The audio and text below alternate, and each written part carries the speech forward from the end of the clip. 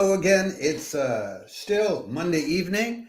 John Pival here with Access Arts Live, giving you the lowdown on some of the background and details of all of the live streams of chamber music and recitals, which we found for you this week. There's a lot going on.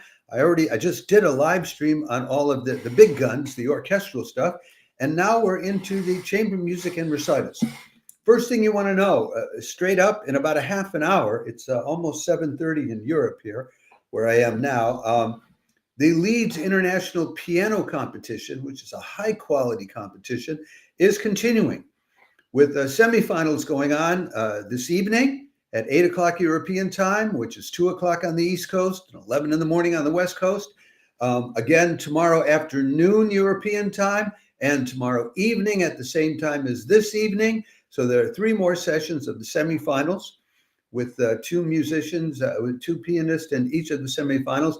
Not only do they have to play piano pieces, but they have to play some chamber music, at least one piece with another musician and or musicians to prove they can play with other people.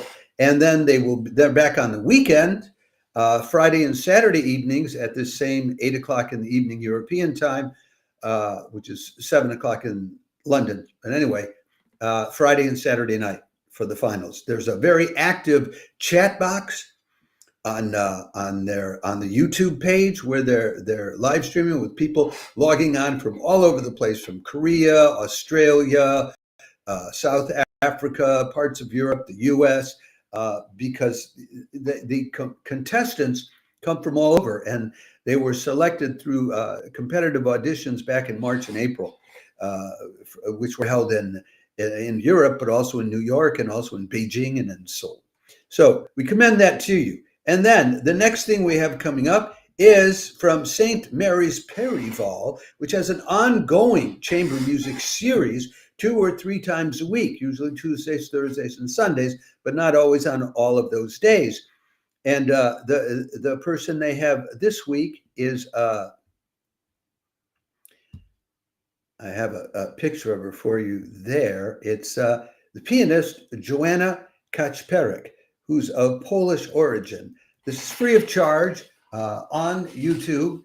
These afternoon concerts are at 3 o'clock European time, 9 in the morning on the East Coast, 6 in the morning on the West Coast, and a lovely 11 in the evening for a late night chamber music concert in Australia, down under.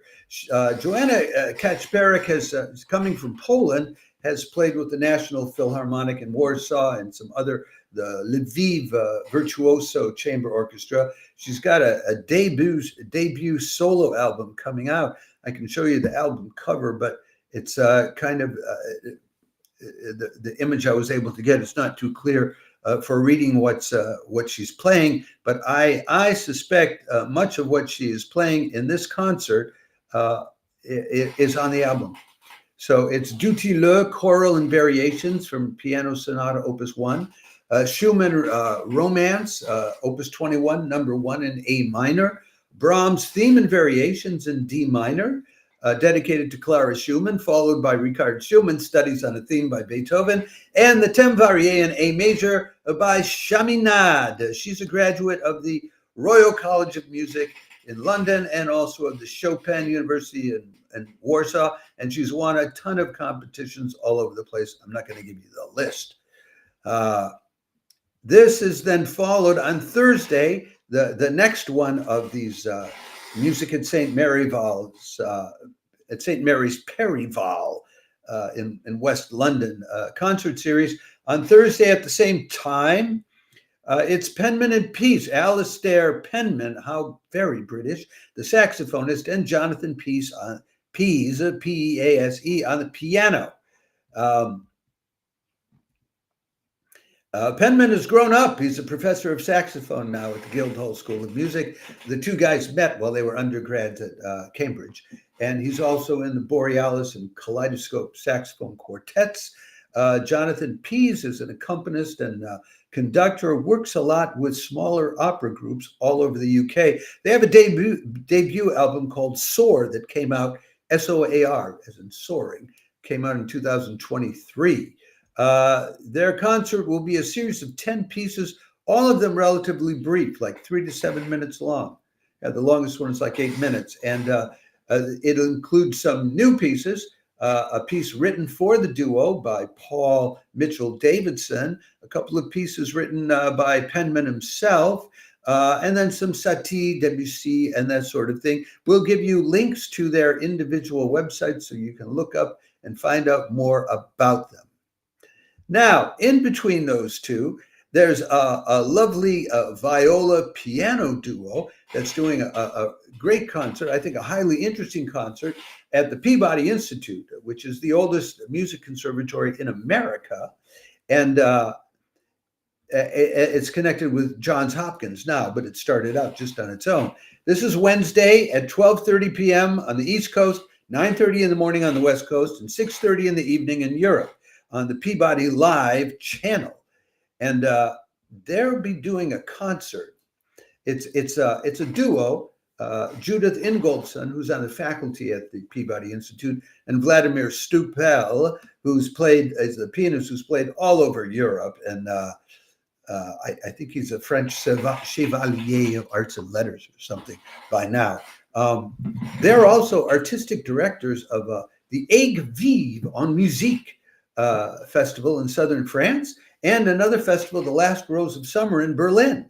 And they also are curating 2 concert series over in Europe. I mean, these guys are the cat's meow working together, I'll tell you that. Anyway, they're playing sonatas by Rebecca Clarke. Who's Rebecca Clarke? I'm going to tell you. You may already know. There are some aficionados of music and some women who follow, women's participation in classical music who would know Rebecca Clarke. I didn't know who she was. She was born in 1886. And she said she's coming of age at a time when women composers are not taken seriously. Men don't believe that women can compose music. I mean, Clara Schumann was not. Anyway, if she didn't have her husband pushing her, I don't know if anybody. And Clara Schumann was much better known as a pianist. But anyway, so she's coming in at this time, and not getting much recognition. She comes to the United States for the first time on tour in 1919, and there's an anonymous contest going on where you can submit the score of a composition and anonymously, so they don't know whether you're a man or a woman. So she submits her sonata for viola and piano, and it comes down to she's one of the 2 finalists, and they end up choosing the other finalist, who's a man whose name says nothing to me. But of course, Rebecca Clarke said nothing to me. But anyway, even though it's all supposed to be anonymous, the judges insist they want to know who it was that wrote this. And when they found out it was Rebecca Clarke, a woman, they were just amazed. They were astounded. They thought it was Ravel, secretly, Maurice Ravel, the French composer. So anyway, and that this suddenly made her an international star. As kind of a curiosity, though, but she milked it as much as she could, got a publisher, got people playing some of her stuff, but it didn't, it was still a long road to hoe all the rest of her career. And by the end of, say, the 1940s, she had basically given up circulating much and was very depressed about all of that. And there was a revival interest in her in the 1970s, and she came back and played a bit. But so this is a great thing that they're doing, bringing to us an awareness of her music. And I'm sure that sonata is one of the sonatas. She only wrote 3. So they'll be playing that one and maybe one other or 2 others. So that's what you have on Wednesday afternoon. And that's free of charge. Next, after that, comes the Seattle Chamber Music Society is back after a long hiatus, or a couple months hiatus. They did all kinds of live streaming of their summer music festival, which was terrific, but it's costly. This is Friday at 7:30 in the evening on the West Coast in the U.S., 10:30 in the evening on the East Coast, 4:30 in the morning in Europe, and 12:30 lunchtime on Saturday down in Australia. It's a violin piano duo, Amy Schwartz Moretti and Andrew Armstrong. We will give you the links so you can know more about them. Amy is a director of the McDuffie Center for Strings and teaches at Mercer University Townsend School of Music. she does a lot of concert mastering for other orchestras too. Andrew Armstrong has performed all across Europe in places like Carnegie Hall and the Moscow Conservatory and etc. Does a lot of solo recitals and chamber music concerts. And they're playing Mozart's Violin Sonata number 32 in B-flat major and Elgar's Violin Sonata in E minor, opus 82. That'll be a very nice concert, but it's going to cost. It's going to cost you $35 US or 33 euros. And that's, you can't tell by the cost what's better or not. You know, the one from the Peabody Institute can be just as good, and it's free. Anyway, and then on Saturday, another concert series, which will cost you $35 US and 33 euros. The Frampton Rising Artist Series presents cellist Yunwen Chen and pianist Xiyu Deng. And I have a picture of the two of them. There you go. And Yunwen Chen is a native of Nanjing, China. She's the cellist. She just got her professional performance diploma at the Manhattan School of Music last year. She's got her MA before that from the New England Conservatory of Music, and she teaches at the Boston Arts Academy. She was involved with that Bowdoin International Music Festival, which did a lot of live streaming this summer. So you may be familiar with her from that. Then the pianist is Xiyu Deng. She's a bit older. She's already done a fair amount of solo work at concert halls across Europe and the U.S. She's done a master's at New England Conservatory, and she's finishing up her Doctor of Musical Arts degree at the Manhattan School of Music.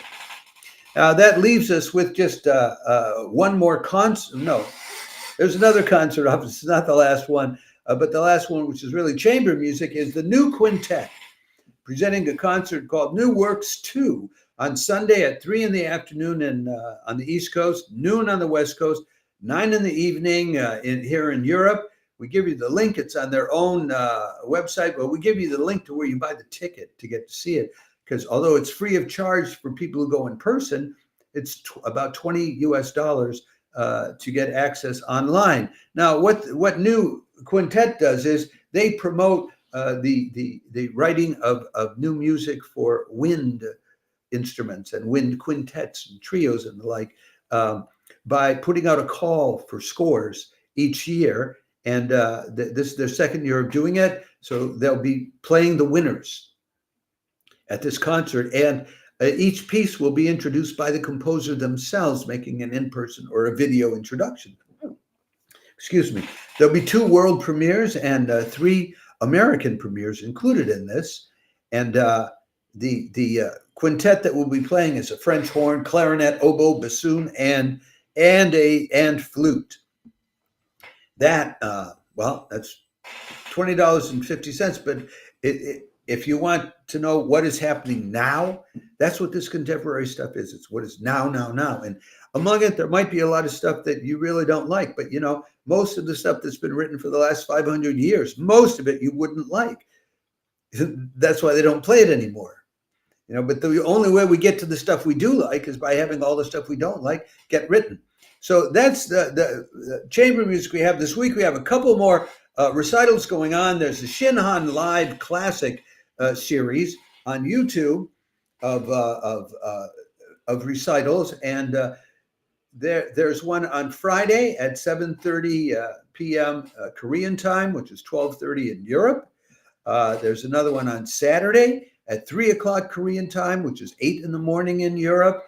And these are violin recitals. And you can check them out on YouTube. They're live streaming on a regular basis. Their goal is to give rising musicians in Korea, because this is sponsored by a Korean bank, the opportunity to play and be live streamed and have an audience without it being a competition where they're all stressed out, like at the Leeds piano competition. But I got to say, I've watched a couple of their live streams, and their musicians look more stressed out to me than some of the people playing at the Leeds International Competition, because the people playing at the Leeds International Competition, they're really, you know, they're past student stage. They're in the early stages of their careers and they're hot. Anyway, so that's what we have for you. Like us on Facebook, subscribe to us on YouTube. We would love that. We'd love to build up a YouTube audience so that we can monetize it, you know. We do all the work for you. All you have to do is find our commentaries, our live streams, our announcements, and we always give you the link. You just click on it and you go there. Join us as part of the global audience. For any of these that are on YouTube, when you log on, if you log on, go into the comment section and say hello to Access Arts Live, because we may well be